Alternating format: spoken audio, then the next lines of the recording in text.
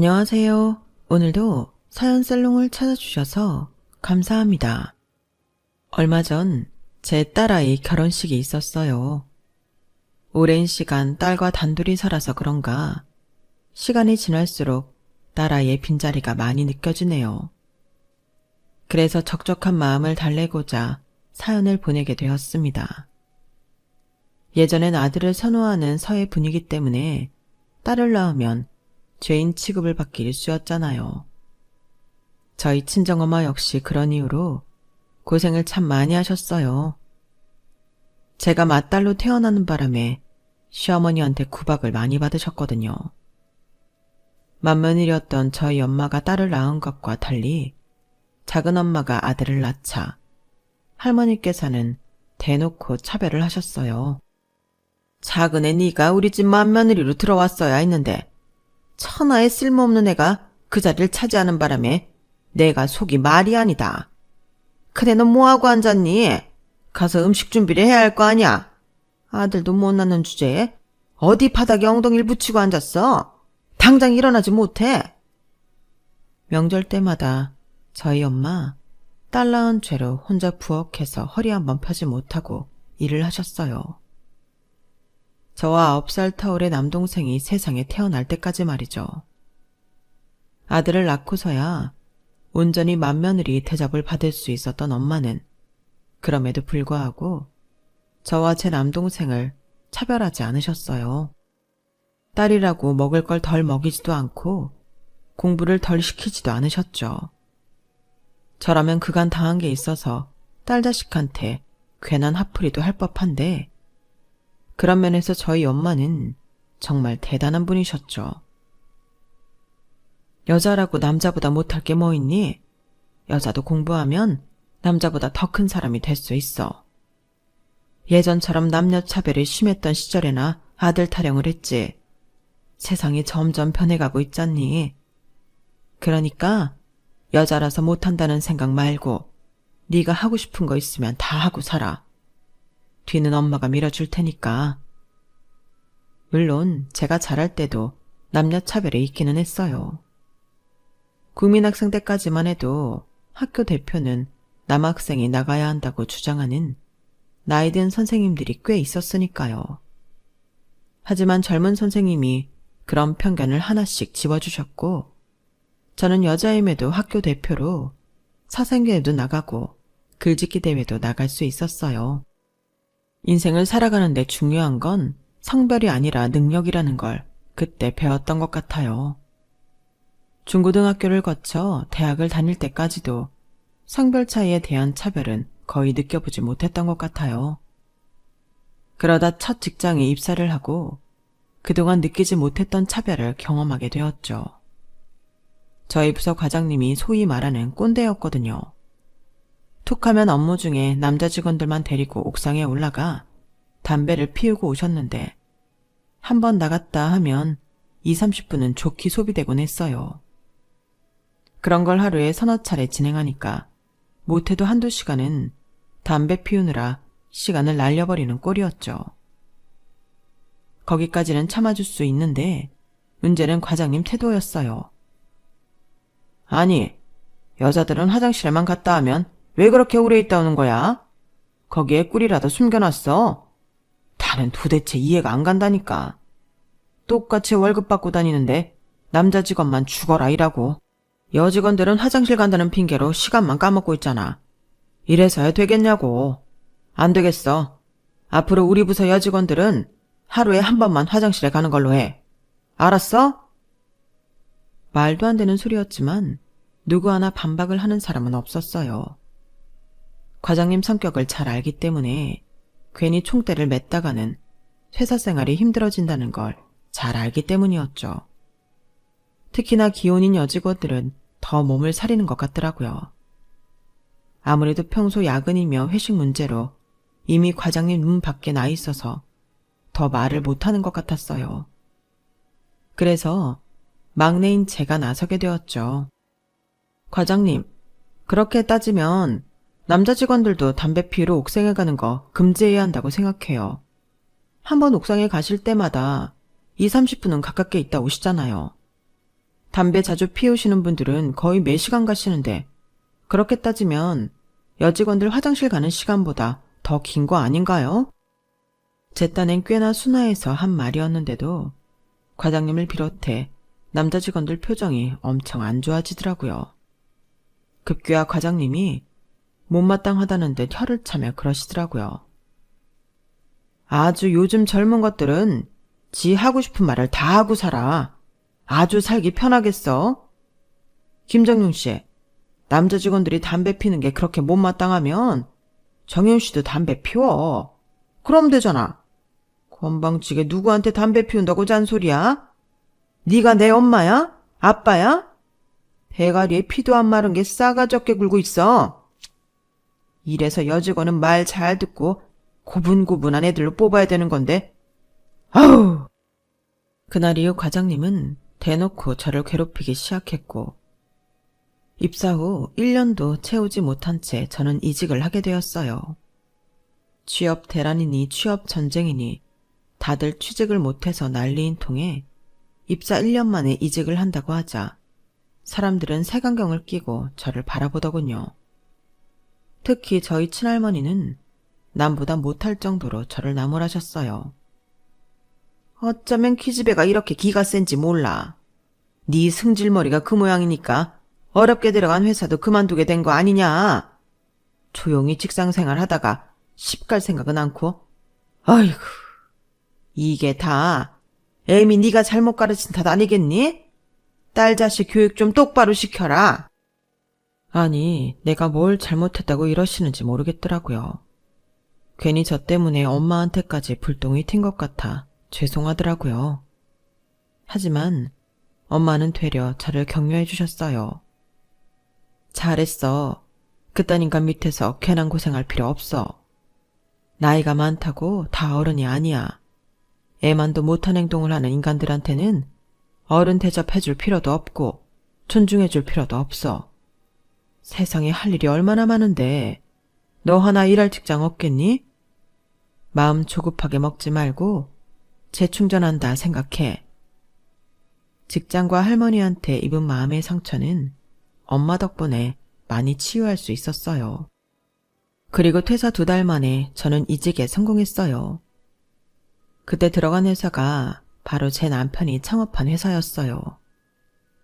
규모가 작은 벤처기업이었지만 기존 회사들과는 달리 상하 구분이 없는 수평적인 관계의 회사였기 때문에 저로서는 너무 편하고 좋더라고요. 특히 좋았던 건 복장의 자율이라는 점이었어요. 힐을 신지 않고 출퇴근을 할 수 있다는 건 정말 생각 이상으로 좋았거든요. 거기다가 강압적인 회식도 없고 강제 야근도 없어서 내가 맡은 업무를 마치면 낮 3시에도 퇴근을 할 수 있었어요. 물론 업무가 밀릴 때는 야근도 불사해야 했지만요. 야근을 하는 날이면 회사 대표인 남편이 직접 집까지 데려다 주곤 했어요. 야심한 시각이라 택시를 태워보내는 게 안심이 안 된다는 게 이유였지만 그건 다 거짓말이었어요. 다른 여직원들한테는 그렇게 안 했거든요. 아무래도 나한테 마음이 있는 것 같다고 생각했는데 그렇다고 저한테 별다르게 행동하는 건 없어서 한동안 꽤 알쏭달쏭했어요. 그래서 내 착각이었나 보다 하고 별 생각 없이 지내고 있었는데 느닷없이 고백을 하더라고요. 회사 운영 방식이나 추진력, 영업 능력만 봐서는 나무랄 데 없는 사람이었지만 남자로서는 잘 몰랐기 때문에 선뜻 대답을 할 수 없었어요. 아직 나에 대해 확신이 안 서는 모양인데 그럼 일단 시간을 가지고 나 좀 지켜봐줘요. 잘 살피다가 영 아니다 싶으면 직장 동료로 지내는 거고 아니면 연애도 하는 걸로. 어때요? 꽤나 쿨한 제안에 알겠다고 했어요. 이성으로 염두에 두고 지켜본 남편은 생각보다 더 괜찮은 사람이었어요. 그래서 연인 사이로 발전하기까지는 그리 오랜 시간이 걸리지 않았어요. 남편이랑 함께 있으면 뭐든 할 수 있을 것 같았어요. 남편이 꽤나 자신감이 넘치는 사람인데다 남들 안 보는 곳에서 엄청 노력을 하는 사람이거든요. 자신감의 원천은 바로 그 노력이었어요. 자신에게는 무척이나 엄격한 사람이었지만 타인에게는 한없이 유한 사람이었죠. 직원들이 실수를 했을 때 질책을 하기보다는 자신의 능력으로 커버할 줄 아는 사람이라서 이런 남자라면 미래를 함께할 수 있겠다는 확신이 들었어요. 그래서 사귄 지 1년 만에 바로 결혼을 결심하게 되었죠. 하지만 결혼은 두 사람의 마음만으로 가능한 건 아니었어요. 저희 시댁이 엄청 가부장적인 집안에다 아들 가진 유세를 제대로 떠는 집이었거든요. 특히 저희 시어머니가요. 그런 시어머니를 닮아서 그런지 시누이들도 똑같았어요. 저도 어디서 빠지지 않는 학벌을 가지고 있는데도 어찌나 저를 무시하는지 기가 막힐 정도였죠. 우리 오빠는 어릴 때부터 머리가 좋아서 1등을 놓친 적이 없어요. 그러니 대학도 우리나라 최고 명문대를 나왔죠. 솔직히 우리 오빠가 같은 대학 출신이 아닌 여자를 데려올 줄은 몰랐어요. 아무래도 학벌 차이가 나니까 대화도 잘 안 통할 테고 이래저래 불편한 게 많을 텐데 왜 그랬나 몰라. 누가 보면 제가 똥통대학을 나온 줄 알겠지만 저도 서울대만큼은 아니지만 꽤 이름 있는 서강대를 나왔거든요.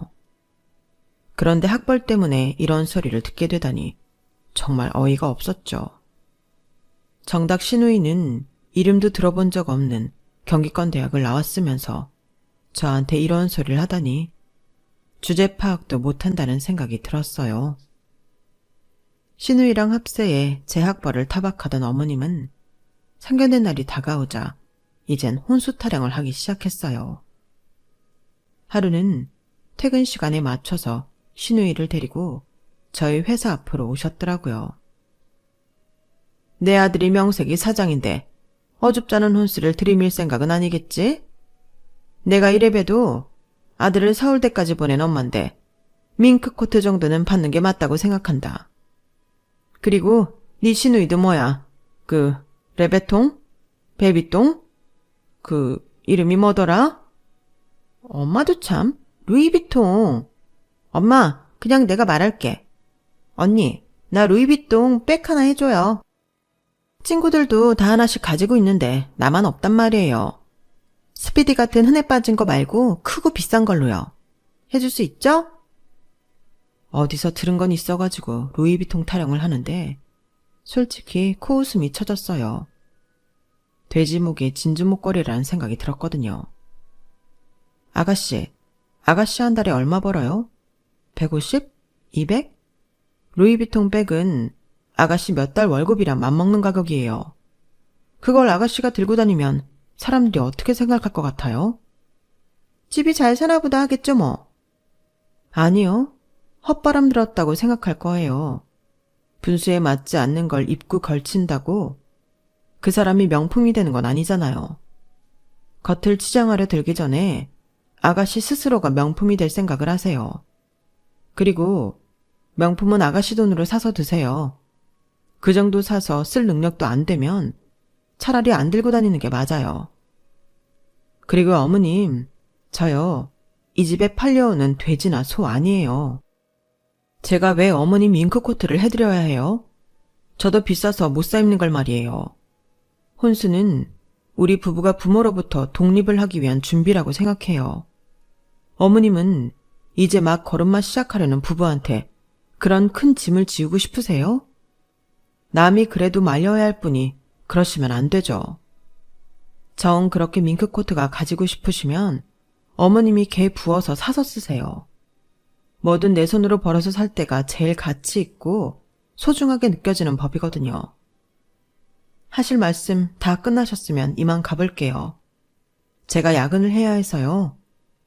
어머님 아들 회사 일인데 패기치면 안 되잖아요. 그쵸? 저는 할 말을 마치고 다시 회사로 들어가 버렸어요.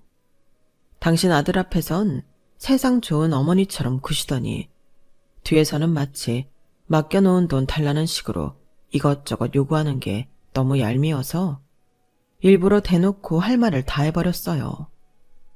만약 이 일로 뭐라고 하신다면 저도 남편한테 말해서 이를 키울 생각까지 하고 있었죠. 하지만 다행히도 어머님은 그러지 않으셨어요. 남편 귀에 그간 당신이 한 일들이 들어가면 한바탕 난리가 날 테니까요. 그렇다고 어머님과 시누이가 이날의 일을 다 잊었던 건 아니었어요. 상견례 날 두 모녀가 시종일관 똥 씹은 표정을 하고 앉아 있었거든요. 나중에 전후 사정을 전해 들은 남편은 한숨을 쉬며 앞으로도 어머니랑 시누이가 말도 안 되는 요구를 하면 단칼에 잘라버리라고 했어요. 솔직히 시어머니랑 시누이를 생각하면 결혼이 망설여졌죠. 어릴 때부터 엄마가 친할머니한테 당하고 사는 걸 가장 가까운 데서 보고 자란 저니까요. 하지만 제 남편은 저희 아빠처럼 아내가 자기 엄마한테 당하고 사는 걸 묵과하는 성격이 아니라서 그거 하나 믿고 결혼을 택했어요. 결혼을 하고도 저는 이전과 똑같이 직장 생활을 이어갔어요. 대표 아내라고 해서 회사 사람들이 받들어주거나 어려워하지는 않았기 때문에 가능한 일이었죠. 그러다 이듬해 딸을 낳고 육아를 시작하면서 일을 그만두게 되었어요. 시어머니의 강요가 있기도 했지만 무엇보다 제 아이는 제 손으로 키우고 싶었거든요. 물론 남편이 벌어다주는 돈이 많지 않았다면 불가능한 일이었겠지만 다행히 남편 사업이 잘 풀려서 돈 걱정은 안 해도 됐어요. 어느 정도 한국에서 성과를 올린 남편은 중국으로 사업 확장을 시도했어요.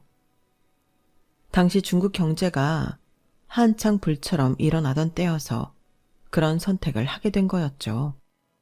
하지만 중국에 진출하고 얼마 안 돼서 바이러스에 의한 전염병이 확산하기 시작됐고 그로 인해 중국 정부에서도 도시를 폐쇄해버린 거예요. 중국 지사에 나가 있던 남편과 직원들은 말도 잘 통하지 않는 곳에서 강금 아닌 강금 생활을 하게 된 거죠. 그래도 어떻게 그 고비는 버텨냈는데 몇 년 뒤 또 다른 전염병이 퍼지면서 결국엔 중국에서의 사업은 접게 되었어요. 몇 년 동안 중국에서 사업을 하느라 들인 노력과 돈은 한순간에 날아가 버렸죠. 우리 가족 간의 비극은 그때부터 시작됐어요. 그나마 이전까지는 한국에서 실적이 괜찮아서 버틸 수 있었는데 그마저도 어렵게 된 거였죠. 회사 규모를 줄이고 사무실도 작은 곳으로 이사를 하면서 돈도 돈이지만 특히 남편이 심적으로 상처를 많이 받았어요. 오랜 시간을 함께해온 직원들을 내보내면서 욕도 많이 먹었고 스스로한테 실망도 많이 하게 되었거든요. 늘 자신감이 넘치던 남편은 어느 순간부터 말수가 줄어들기 시작했어요. 그리고 늘 미안하다는 말을 입에 달고 살게 되었죠. 여보, 미안한데 이번 달 생활비 말이야. 아직 수금이 안 돼서 좀 늦어질 것 같아. 당신도 힘들 텐데 정말 미안해. 가장으로서 책임을 다하지 못했다는 생각에 고개를 숙이는 남편을 보니 제가 더 화가 나더라고요. 그래서 일부러 대수롭지 않다는 듯 큰 소리를 쳤죠. 생활비? 아직 남아있어. 우리 세 식구 사는데 생활비 들 일이 뭐 있나? 그러니까 당신은 그런 걸로 기죽지 마. 그동안 당신 덕분에 우리 잘 살아왔잖아. 힘들 땐 힘든 대로 다 같이 똘똘 뭉쳐서 난관을 헤쳐나가면 되지. 안 그래? 자기야, 어깨 좀 펴. 고개도 들고. 말은 그렇게 했지만 생활비가 떨어진 지 한참 된 상황이었어요. 카드로 현금 서비스를 받아서 쓰다가 그마저도 막혀서 친정 엄마한테 돈까지 꿔서 쓰던 참이었거든요. 아무래도 남편 회사가 전처럼 일어설 기미가 안 보여서 일을 다시 시작하기로 마음먹었어요. 남편이 알면 자존심 상해할 테니까 일단은 비밀로 하기로 했죠. 대학 시절 아르바이트로 학원 강사를 했던 경험을 살려서 초중학생 수학과외를 시작했어요. 학원 강사 일을 구하면 더 많이 벌 수 있었겠지만 남편 몰래 하는 일인데다 집안 살림도 해야 해서 그렇게까지는 할 수 없겠더라고요. 과외 전단지를 만들어 딸아이와 함께 아파트를 돌며 전단지를 붙이고 딸아이 친구 엄마들한테도 소문 좀 내달라고 부탁을 했어요. 덕분에 우리 집 생활비는 내 손으로 벌 수준은 되었죠. 남편한테는 친구 부탁으로 가끔 일을 도와줬더니 돈을 꽤 주더라며 앞으로 생활비 걱정은 말라고 둘러댔어요. 눈치 빠른 남편은 상황을 대충 알아챘겠지만 일부러 더는 안 묻더라고요. 그만큼 회사 사정이 힘들었던 거겠죠. 이렇게 우리 부부가 고군분투하고 있는데 시어머니는 철이 없는 건지 염치가 없는 건지 툭하면 연락해서 돈 타령을 해대는 거예요. 싼 값에 나온 논이 있는데 이참에 그걸 인수하는 게 어떨까 한다. 그러니까 애비한테 그렇게 전하고 이 계좌로 5천만 붙이라고 그래. 계좌번호 불러줄게. 어머님, 그러실 거 없어요. 그이 돈 안 붙일 거예요. 아니, 못 붙여요. 일전에도 말씀드렸지만 그이 회사 사정이 안 좋아요. 있는 직원도 거의 다 내보내고 딸랑 직원 둘 두고 일하는데 5천이라뇨. 그럴 돈이 어딨어요. 얘 말하는 것 좀 봐. 아무리 회사가 어려워도 꼴랑 5천이 없어?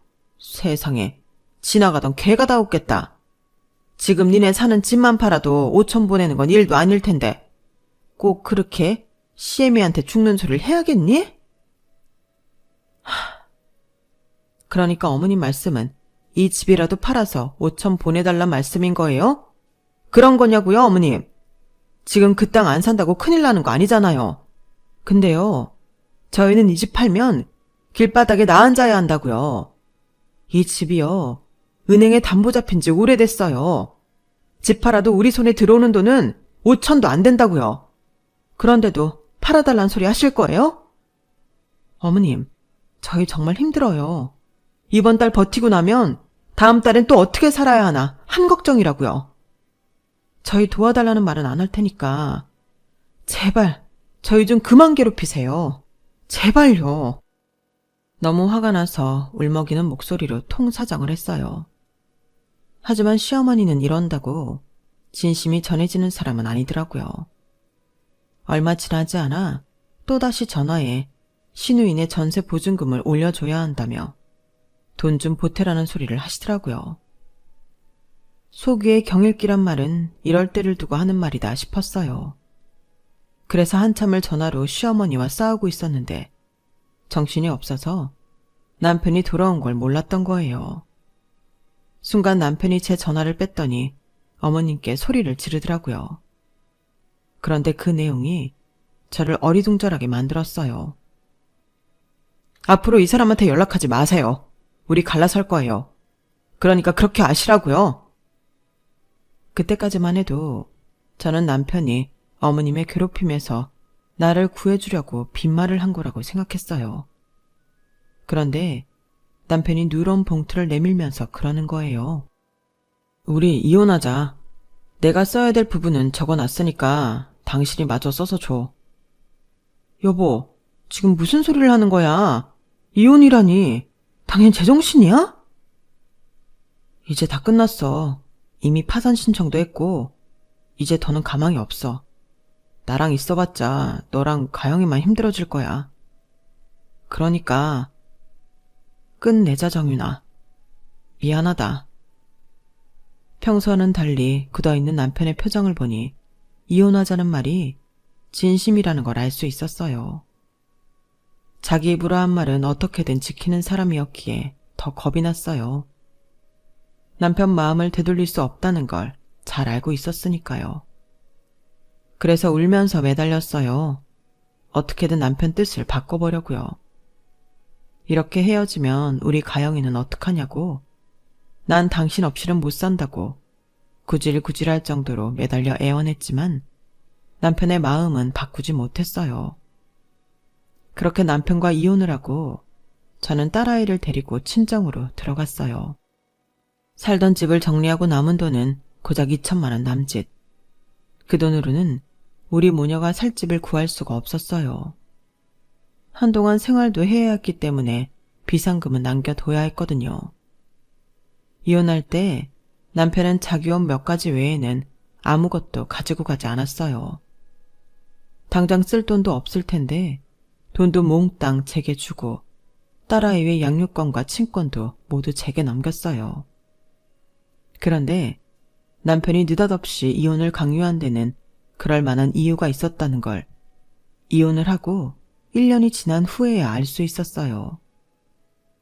남편 회사가 어려워지고 직원들을 내보내던 때 창립 멤버였던 남편 친구도 회사를 나가게 되었다나 봐요. 다른 직원들과 달리 자기 회사를 차리기로 했던 친구는 모자라는 사업금 때문에 골머리를 앓다가 남편한테 보증을 서달라고 부탁을 했던 모양이에요. 퇴직금도 제대로 챙겨주지 못한 상황이라서 남편은 그 부탁을 거절할 수 없었고 결국엔 보증을 선 게 잘못돼서 파산 신청까지 하게 되었던 거죠. 혹시라도 저와 딸아이한테 피해가 갈까봐 이혼까지 감행했던 거고요. 차라리 나랑 상의라도 했다면 이런 최악의 결과는 피할 수 있었을 텐데 남편이 너무 원망스러웠어요. 남편과 이혼한 뒤 저는 학원 강사 일을 시작했고 5년 넘게 강사 생활을 하다가 지인을 통해 학원을 인수하게 되었고 그 자리에 수학 전문 학원을 차리게 되었어요.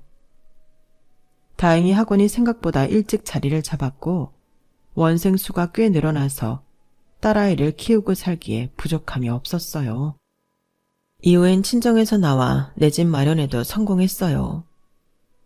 그렇게 시간은 흘러 이혼을 한 지 11년이 흘렀고 어느덧 장성한 딸아이는 결혼을 앞두게 되었어요.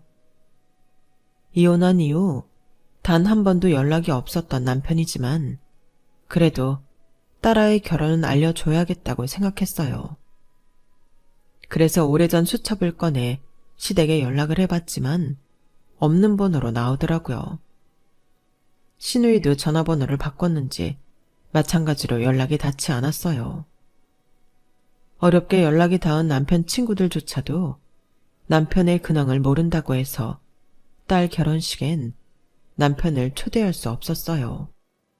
결국 딸아이는 아빠 손이 아닌 외삼촌 손을 잡고 버진로드를 걸어 들어가야 했어요. 그런데 결혼식을 마치고 딸아이 내외가 공항으로 떠나는 것까지 보고 막 돌아서려는데 웬 남자가 저 있는 쪽으로 다가오더라고요. 그런데 그 얼굴이 너무도 낯익은 거예요. 한때 저와 직장 동료이기도 했고 남편과는 창업 때부터 함께했던 남편 친구였죠. 남편한테 보증을 부탁했었던 사람, 바로 그 사람이요. 생각지도 못한 사람을 딸아이 결혼식장에서 마주하니 마음감이 교차하더라고요. 이 사람만 아니었다면 우리 가정이 그렇게 어이없이 깨지지도 않았을지 모른다는 생각에 원망하는 마음도 있었고 그럼에도 불구하고 오랜만에 옛 동료를 보니 반갑기도 했어요. 조금 더 솔직한 심정으로는 남편의 근황을 이 사람을 통해 알 수 있지 않을까 하는 기대가 컸어요. 다시 남편을 만나 뭘 어떻게 해보겠다는 건 아니고 어떻게 살아있는지라도 알고 싶었거든요. 미워서 헤어진 게 아니었으니까요. 그런데 친구 녀석을 통해 따님이 결혼한다는 소식을 들었어요. 며칠 밤을 고민하다가 염치불구하고 찾아왔습니다. 재수씨, 정말 죄송합니다. 나 때문에 대원이랑 그렇게 되신 거 알고 정말 죽고 싶을 만큼 힘들었습니다. 죄송합니다. 아니에요. 이미 다 지난 일인걸요. 그건 그렇고 그이와는 연락하시나요?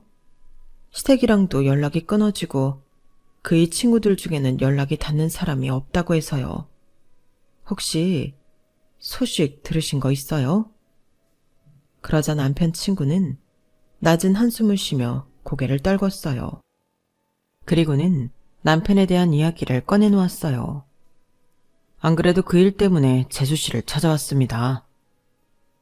저와 이혼을 한 뒤 남편은 친구와 함께 막노동판을 전전하며 생활을 했대요.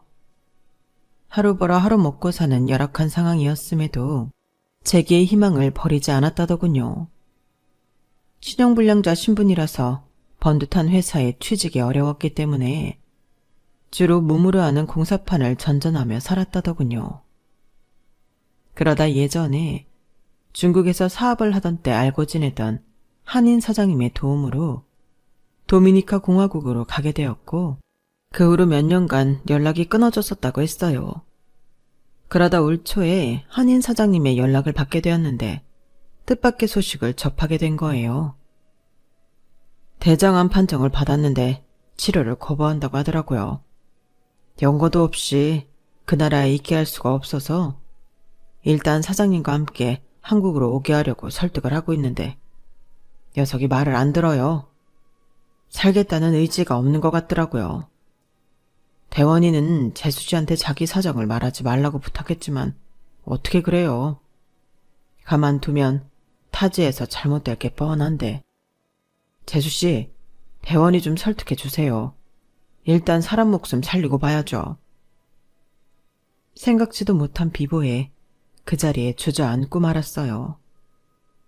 다 잃고 다시 시작하는 삶이니 녹록치 않을 거라는 건 알고 있었지만 생각했던 것보다도 너무 비참하게 살아온 남편이 너무 가엾고 가슴이 찢어질 듯 아팠거든요.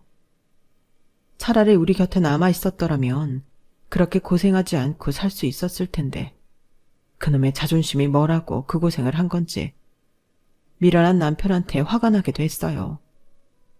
한참을 주저앉아 흐느끼던 저는 정신을 차리고 일어났어요. 그리고 남편 친구한테서 남편의 현지 전화번호를 받았어요. 집에 돌아와 남편한테 전화를 하기에 앞서 몇 번이나 연습을 했어요.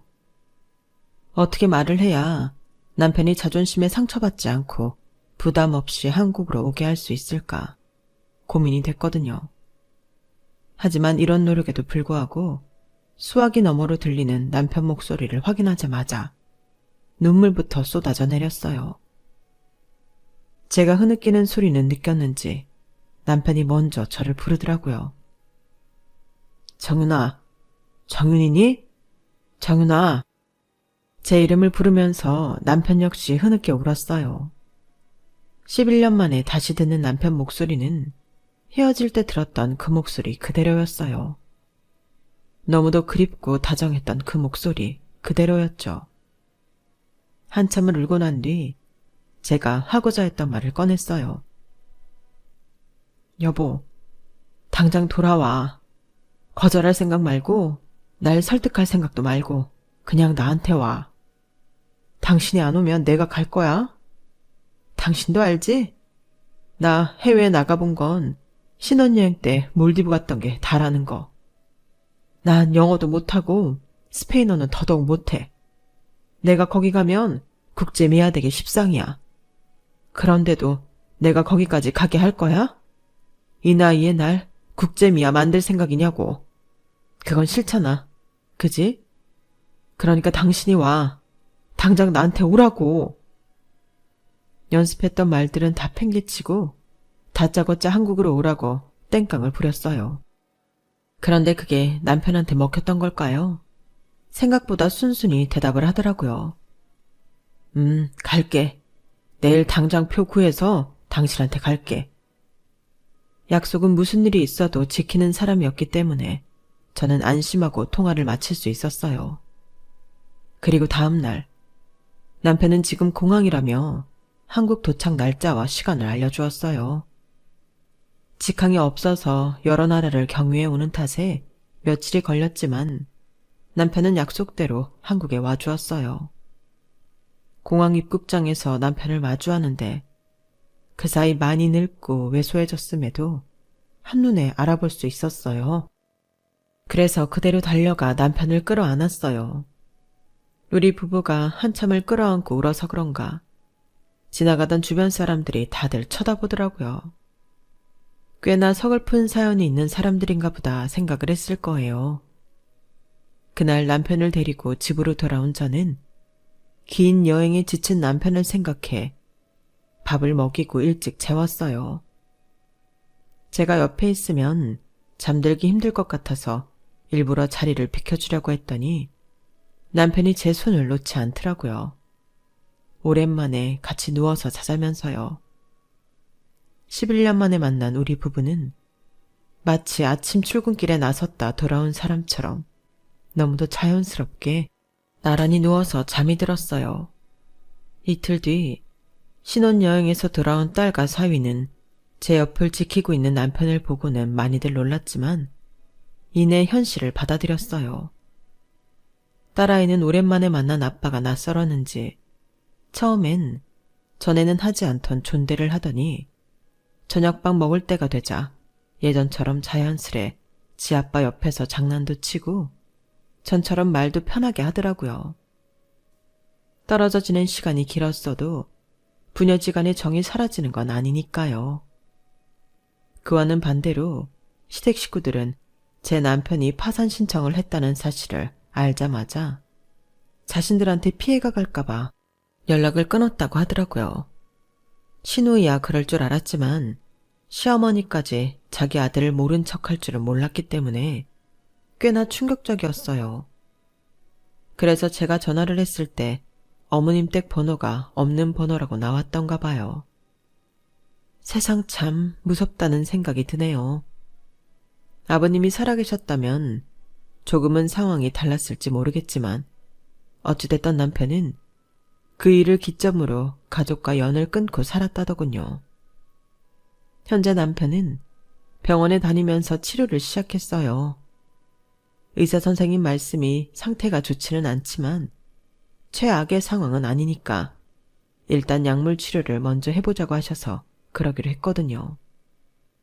타지에서 혼자 지낼 때에는 삶의 의지가 없었던 남편이지만 우리 곁으로 돌아온 후에는 어떻게든 암을 이겨내겠다는 의지가 타오르고 있어요. 딸아이가 임신했다는 말을 들은 이후로는 더욱 삶의 의지가 생긴 것 같더라고요.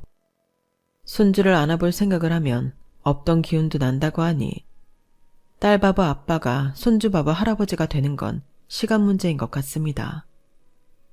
자기가 하겠다고 하는 일은 어떻게든 해내는 사람이니까 저는 이번에도 제 남편을 믿어보려고 해요. 사람 목숨은 하늘에 달린 거라지만 그래도 노력하는 사람한테는 하늘도 기회를 주지 않겠어요? 암투병에 성공해 5년 뒤 완치 판정을 받게 된다면 그때 다시 이 채널에 투고를 할 생각입니다. 그때는 슬픈 얘기가 아닌 남편과 제2의 신혼을 살게 된 행복한 우리 부부의 사연으로 말이죠. 그런 날이 꼭 오기를 바라면서 사연을 마치겠습니다. 지금까지 제 사연을 들어주셔서 감사합니다. 항상 건강하세요. 여러분, 사연 댓글에 응원과 현명한 조언 부탁드려요. 좋아요와 구독은 저에게 큰 힘이 됩니다. 오늘도 좋은 일 가득하세요.